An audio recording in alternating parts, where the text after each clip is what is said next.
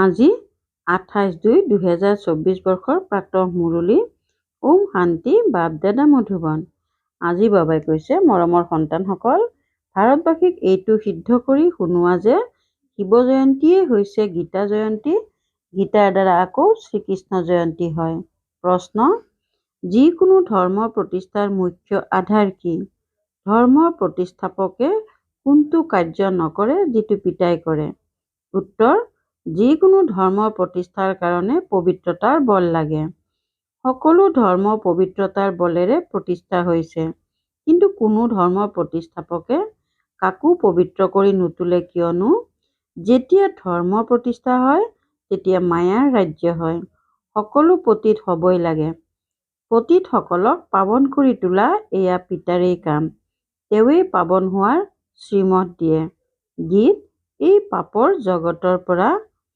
ওম শান্তি। এতিয়া সন্তানসকলে বুজিলে যে পাপৰ সৃষ্টি কাক আৰু পুণ্যৰ সৃষ্টি অথবা পাৱন সৃষ্টি বুলি কাক কোৱা হয়। বাস্তৱত পাপৰ সৃষ্টি এই ভাৰতেই হয় আৰু ভাৰততেই আকৌ পুণ্যৰ সৃষ্টি স্বৰ্গ হয়। ভাৰতেই বৈকুণ্ঠ আছিল, ভাৰতেই ৰৌ ৰৌ নৰক হৈ গৈছে, কিয়নো কামচিতাত জ্বলি থাকে। তাত কামচিতাত কোনেও নজ্বলে, তাত কামচিতা নাথাকেই। এনেকৈও কোৱা নহ'ব যে সত্যযুগত কামচিতা থাকে। এয়া বুজিবলগীয়া কথা নহয় জানো? প্ৰথমতে প্ৰশ্ন উদয় হয় যে ভাৰত যি পতিত দুখী আছিল, সেই ভাৰতেই নিশ্চয় পাৱন সুখী আছিল। এনেকৈ কয়ও যে আদি সনাতন হিন্দু ধৰ্ম আছিল। এতিয়া আদি সনাতন বুলি কাক কোৱা হয়? আদি মানে কি আৰু সনাতন মানে কি? আদি মানে সত্যযুগ। তেন্তে সত্যযুগত কোন আছিল? এয়াতো সকলোৱে জানে যে লক্ষ্মীনাৰায়ণ আছিল। নিশ্চয় তেওঁলোকো কাৰোবাৰ সন্তান হ'ব, যি আকৌ সত্যযুগৰ মালিক হ'ল। সত্যযুগ স্থাপনা কৰোঁতাজন আছিল পৰমপিতা পৰমাত্মা। তেওঁৰ সন্তান আছিল, কিন্তু এই সময়ত তেওঁৰ সন্তান বুলি নুবুজে। সন্তান বুলি বুজাহেঁতেন পিতাক জানিলেহেঁতেন, কিন্তু পিতাকতো নাজানেই। এতিয়া হিন্দু ধৰ্ম বুলিতো গীতাত নাই, গীতাততো ভাৰত নাম আছে। তেওঁলোকে হিন্দু মহাসভা বুলি কয়। শ্ৰীমদ ভাগৱত গীতা হৈছে সকলো শাস্ত্ৰৰ শিৰোমণি। গীতা জয়ন্তীও পালন কৰা হয়, শিৱ জয়ন্তীও পালন কৰা হয়। এতিয়া শিৱ জয়ন্তী কেতিয়া হৈছিল এইটোও জনা উচিত। তাৰ পাছত শ্ৰীকৃষ্ণ জয়ন্তী। এতিয়া তোমালোক সন্তানসকলে জানা যে শিৱ জয়ন্তী, তাৰ পাছত হয় গীতা জয়ন্তী। গীতা জয়ন্তীৰ পাছত হয় শ্ৰীকৃষ্ণ জয়ন্তী। গীতা জয়ন্তীৰ দ্বাৰাই দেৱী দেৱতা ধৰ্ম প্ৰতিষ্ঠা হয়। আকৌ গীতা জয়ন্তীৰ লগত মহাভাৰতৰো যোগসূত্ৰ আছে। তাত আকৌ আহে যুদ্ধৰ কথা। দেখুৱাই যে যুদ্ধৰ ক্ষেত্ৰত তিনি ধৰণৰ সৈন্য আছিল: যাদৱ, কৌৰৱ আৰু পাণ্ডৱক দেখুৱায়। যাদৱে ক্ষেপণাস্ত্ৰ উলিয়াই তাত মদ্যপান কৰিলে আৰু ক্ষেপণাস্ত্ৰ উলিয়ালে। তোমালোকে জানা এতিয়া যথাযথ ক্ষেপণাস্ত্ৰ ওলাই আছে। তেওঁলোকেও নিজৰ কুলৰ বিনাশ কৰিবলৈ ইজনে সিজনক ধমক দি আছে। সকলো খ্ৰীষ্টান লোক, তেওঁলোকেই হৈছে ইউৰোপবাসী যাদৱ। গতিকে এখন হৈছে তেওঁলোকৰ সভা, তেওঁলোকৰ বিনাশ হ'ল। নিজৰ মাজত যুঁজি মৰিল। তাতেই গোটেই ইউৰোপ আহি গ'ল। তাত ইছলামী, বৌদ্ধিক, খ্ৰীষ্টিয়ান সকলো আহি যায়।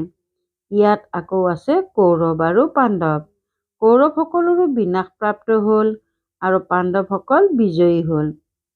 এতিয়া প্ৰশ্ন উদয় হয় যে গীতাৰ ভগৱান কোন?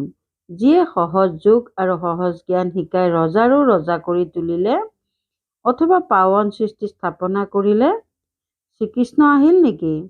কৌৰৱটো কলিযুগতহে আছিল। কৌৰৱ পাণ্ডৱৰ সময়ত শ্ৰীকৃষ্ণ কেনেকৈ আহিব পাৰে? শ্ৰীকৃষ্ণ জয়ন্তী পালন কৰে সত্যযুগ আদিত।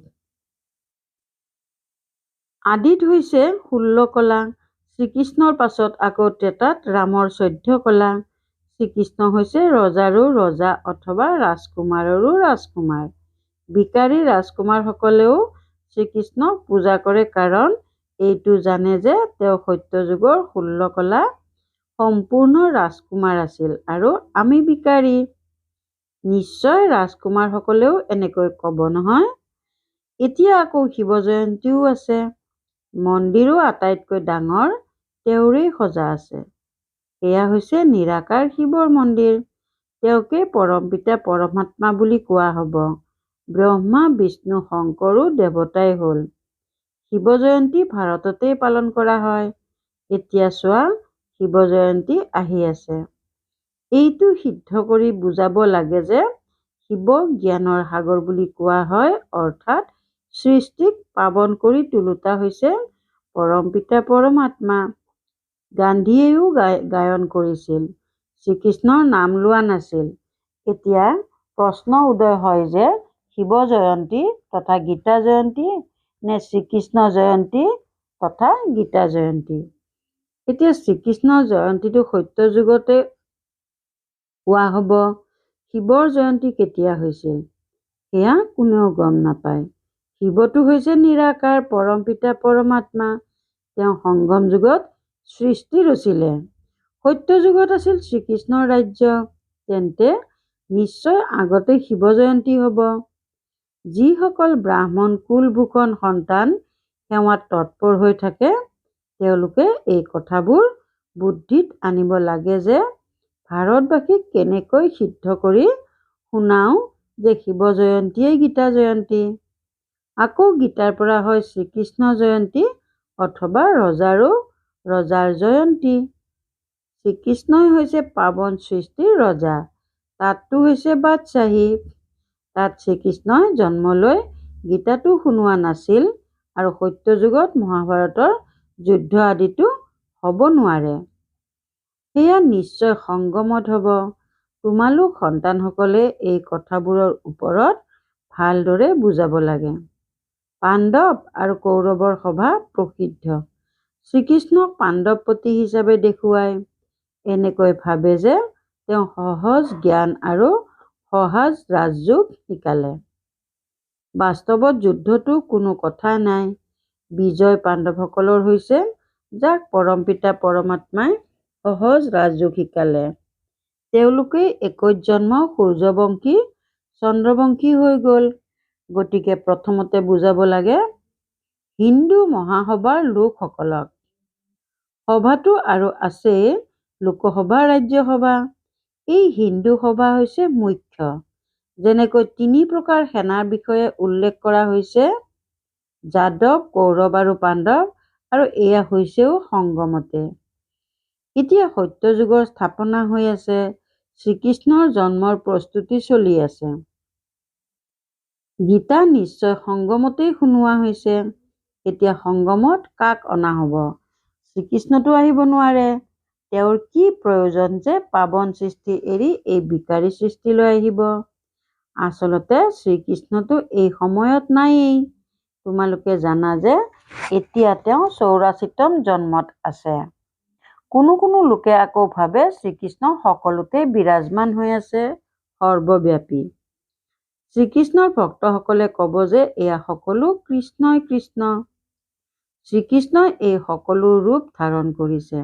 ৰাধাপন্থীৰ হ'লে তেওঁলোকে আকৌ ক'ব মাথোন ৰাধাই ৰাধা, ময়ো ৰাধা তুমিও ৰাধা। অনেক মত আছে। কোনোৱে কয় ঈশ্বৰ সৰ্বব্যাপী, কোনোৱে কয় শ্ৰীকৃষ্ণ সৰ্বব্যাপী, আকৌ কোনোৱে কয় ৰাধা সৰ্বব্যাপী।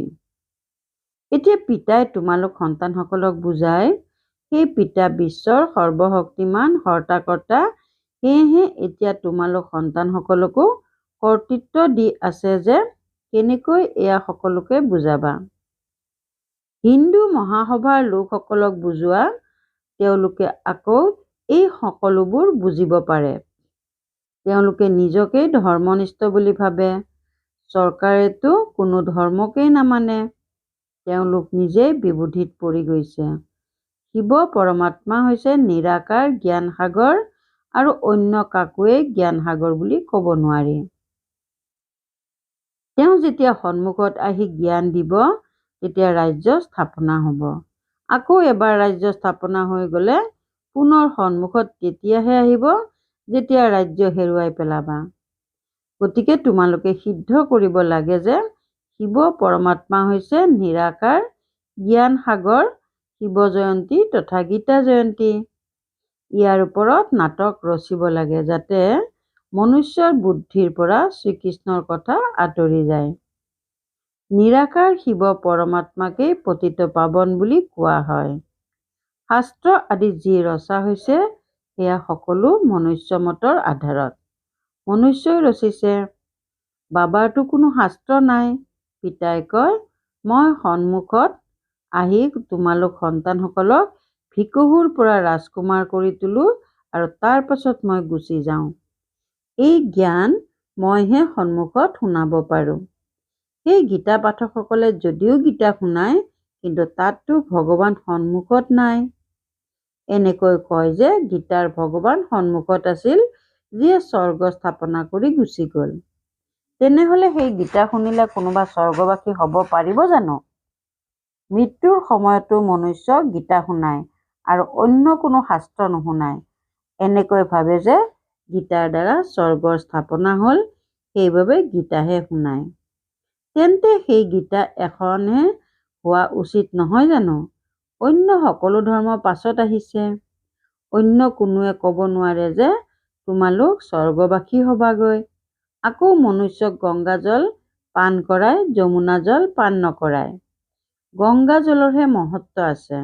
বহুত বৈষ্ণৱ লোক যায়, লোটা ভৰাই লৈ আনে আৰু তাৰ পৰা এটোপাল এটোপাল পান কৰি থাকে, যাতে সকলো ৰোগ ঠিক হৈ যায়। বাস্তৱত হৈছে এই জ্ঞান অমৃত ধাৰা, যাৰ দ্বাৰা 21 জন্মৰ বাবে দুখ আঁতৰি যায়। তোমালোক চৈতন্য জ্ঞান গংগাত স্নান কৰিলে মনুষ্য স্বৰ্গবাসী হৈ যায়। তেন্তে নিশ্চয় অন্তিমৰ ফালে জ্ঞান গংগা ওলায়। সেয়াতো পানীৰ নদী নহয়। এনেকৈ জানো কোনোবাই জলপান কৰিলে দেৱতা হৈ যাব? ইয়াত কোনোবাই যদি অলপো জ্ঞান শুনিছে, তেন্তে স্বৰ্গৰ অধিকাৰী হৈ যায়।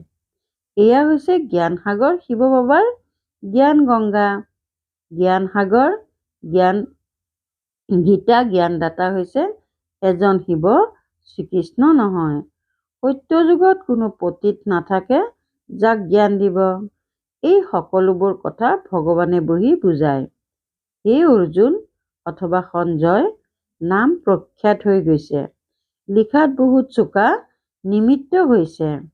এতিয়া শিৱ জয়ন্তী আহিলে তেতিয়া তাত ডাঙৰ ডাঙৰ আখৰেৰে লিখিব লাগে। শিৱ হৈ গ'ল নিৰাকাৰ। তেওঁক জ্ঞান সাগৰ আনন্দময় বুলি কোৱা হয়। শ্ৰীকৃষ্ণক জ্ঞানপূৰ্ণ আনন্দময় বুলি নকয়। শিৱ পৰমাত্মায়ে জ্ঞান দিয়ে, দয়া কৰে। জ্ঞানেই হৈছে দয়া। মাষ্টাৰে দয়া কৰি পঢ়ায়, তেতিয়া বেৰিষ্টাৰ, ইঞ্জিনিয়াৰ আদি হয়। সত্য যুগত দয়া কৰাৰ দৰকাৰ নাই।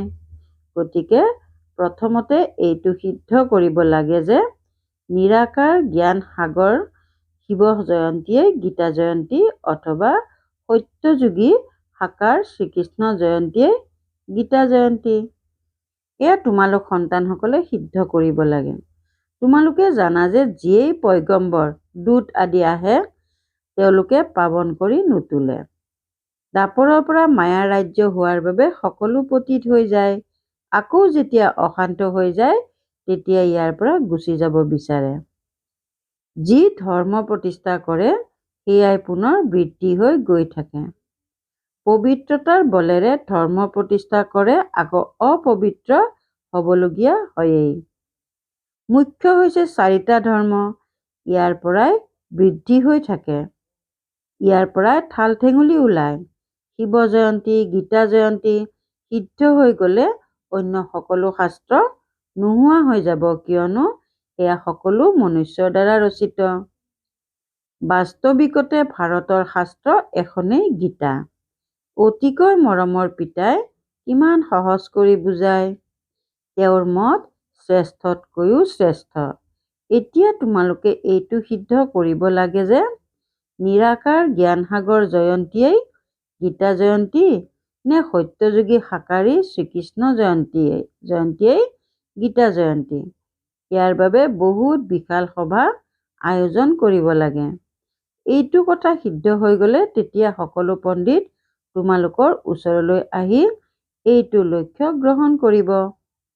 শিৱ জয়ন্তীৰ ওপৰত কিবাটো কৰিব লাগে, নহয় জানো? হিন্দু মহাসভাৰ লোকসকলক বুজোৱা তেওঁলোকৰ ডাঙৰ সংস্থা আছে। সত্যযুগত হৈছে আদি সনাতন দেৱী দেৱতা ধৰ্ম, বাকী সভা আদি একো নাথাকে। সভা থাকে সংগমত। প্ৰথমতে সিদ্ধ কৰিব লাগে যে বাস্তৱত আদি সনাতন দেৱী দেৱতাৰ সভা হ'ল এই ব্ৰাহ্মণসকলৰ, পাণ্ডৱসকলৰ। পাণ্ডৱসকলেই বিজয়ী হৈ আকৌ স্বৰ্গবাসী হ'ল। এতিয়াতো কোনেও আদি সনাতন দেৱী দেৱতাৰ সভা বুলি ক'ব নোৱাৰে। দেৱতাসকলৰ সভা বুলি কোৱা নহ'ব। এয়া হৈছে সাৰ্বভৌমত্ব। কল্পৰ সংগমত এই সভাবোৰ আছিল। তাৰ ভিতৰত এক আছিল পাণ্ডৱ সভা, যাক আদি সনাতন ব্ৰাহ্মণসকলৰ সভা বুলি কোৱা হ'ব। এয়া কোনেও নাজানে। শ্ৰীকৃষ্ণ নামেৰে কোনো ব্ৰাহ্মণ নাই। ব্ৰাহ্মণসকলৰ টিকনি আটাইতকৈ উচ্চ ব্ৰহ্মাৰ নামেৰে হৈছে। ব্ৰহ্মাৰ নামেৰে তোমালোকে ব্ৰাহ্মণ সভা বুলি ক'বা। এই কথাবোৰ বুজাওঁতাজনো বুদ্ধিমান হোৱা উচিত। ইয়াৰ বাবে জ্ঞানৰ পৰিপক্কতা লাগে। নিৰাকাৰ শিৱই হৈছে গীতা, জ্ঞানদাতা, দিব্য চক্ষু বিধাতা। এই সকলোবোৰ ধাৰণ কৰি পুনৰ সন্মিলন আয়োজন কৰে। যিসকলে ভাবে যে মই সিদ্ধ কৰি বুজাব পাৰিম, তেওঁলোক পৰস্পৰ মিলিত হ'ব লাগে। যুদ্ধক্ষেত্ৰত মেজৰ, কামাণ্ডাৰ আদি সভা হয়। ইয়াত কামাণ্ডাৰ বুলি মহাৰথীক কোৱা হয়। বাবাৰ ৰচয়িতা, নিৰ্দেশক হয়। স্বৰ্গ ৰচনা কৰে, আকৌ নিৰ্দেশ দিয়ে মহাসভাৰ আয়োজন কৰা আৰু এইটো বিষয়ৰ ওপৰত আলোকপাত কৰা। গীতাৰ ভগৱান সিদ্ধ হৈ গ'লে তেতিয়া সকলোৱে বুজিব যে তেওঁৰ সৈতে যোগসূত্ৰ গঢ়া উচিত। বাবাই কয়, মই মাৰ্গদৰ্শক হৈ আহিছোঁ, তোমালোক উৰাৰ লায়কটো হোৱা। মায়াই পাক্ষি ভাঙি দিছে। যোগযুক্ত হ'লে তোমালোক আত্মাসকল পবিত্ৰ হৈ যাবা আৰু উৰিবলৈ ধৰিবা। ভাল বাৰু। অতি মৰমৰ কল্পৰ পাছত পুনৰাই মিলিত হোৱা সন্তানসকলৰ প্ৰতি মাতা পিতা, বাপ দাদাৰ স্নেহপূৰ্ণ স্মৰণ আৰু সুপ্ৰভাত। আত্মিক পিতাৰ আত্মিক সন্তানসকলক নমস্কাৰ। ধাৰণাৰ বাবে মুখ্য সাৰ ১ নম্বৰ।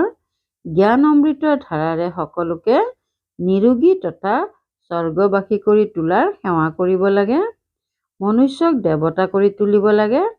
পিতাৰ সমান মাষ্টাৰ দয়াশীল হ'ব লাগে। ২ নম্বৰ। জ্ঞানৰ পৰিপক্কতাৰে বুদ্ধিমান হৈ শিৱ জয়ন্তীৰ ওপৰত সিদ্ধ কৰিব লাগে যে শিৱ জয়ন্তীয়েই হৈছে গীতা জয়ন্তী। গীতা জ্ঞানেৰেই শ্ৰীকৃষ্ণৰ জন্ম হয়। বৰদান। দিনচৰ্যাৰ প্ৰতিটো কৰ্মত যথাৰ্থ আৰু যুক্তিযুক্ত হৈ চলোতা পূজ্য পবিত্ৰ আত্মা হোৱা। দিনচৰ্যাৰ প্ৰতিটো কৰ্মত যথাৰ্থ আৰু যুক্তিযুক্ত হৈ চলোতা পূজ্য পবিত্ৰ আত্মা হোৱা। পূজ্য পবিত্ৰ আত্মাৰ চিন হৈছে তেওঁলোকৰ প্ৰতিটো সংকল্প, প্ৰতিষাৰ বাণী, কৰ্ম আৰু সপোন যথাৰ্থ অৰ্থাৎ যুক্তিযুক্ত হ'ব। প্ৰতিটো সংকল্প অৰ্থপূৰ্ণ হ'ব। এনেকুৱা নকয় যে এনেয়ে কৈ দিলোঁ, মুখৰ পৰা ওলাই গ'ল, কৰি পেলালোঁ, হৈ গ'ল। পবিত্ৰ আত্মাই সদায় দিনচৰ্যাৰ প্ৰতিটো কৰ্মত যথাৰ্থ আৰু যুক্তিযুক্ত হৈ থাকে।